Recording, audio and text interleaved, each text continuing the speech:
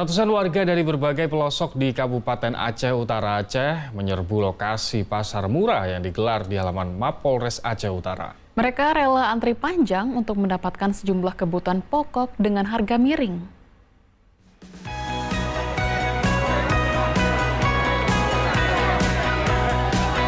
Ratusan warga, mayoritas mak-mak, menyerbu pasar murah yang digelar di halaman Mapolres Aceh Utara Aceh. Mereka rela antri panjang demi mendapatkan kebutuhan pokok seperti beras, gula pasir, minyak goreng, tepung terigu, dan telur ayam dengan harga terjangkau. Bahan kebutuhan pokok yang dijual telah disubsidi hingga 30%. Beras ukuran 5 kg dijual Rp50.000 per sak. Harga gula pasir Rp28.000 per 2 kg, serta tepung terigu seharga Rp14.000 per 2 kg. Sedangkan telur ayam dijual Rp40.000 per papan. Operasi pasar murah selain untuk mengendalikan inflasi, juga membantu meringankan beban masyarakat.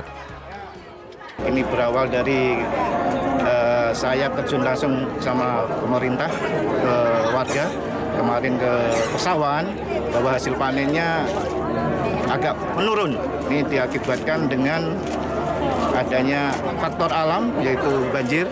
Makanya kita adakan pasar murah. Harga dari yang semula agak tinggi, ini karena pasar murah lebih hemat 35% atau Rp65.000 dari luar.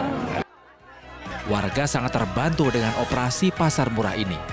Mereka berharap pasar murah berlanjut agar bisa membantu meringankan pengeluaran, terutama bagi warga yang terdampak banjir.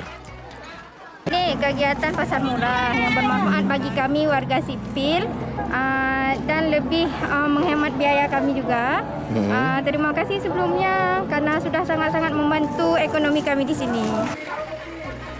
Pada kesempatan tersebut, Polres Aceh Utara juga menyediakan sarapan gratis bagi warga. Langkah ini untuk meningkatkan kecintaan masyarakat kepada Polri. Mohtarudin Yaakob melaporkan dari Aceh Utara, Aceh.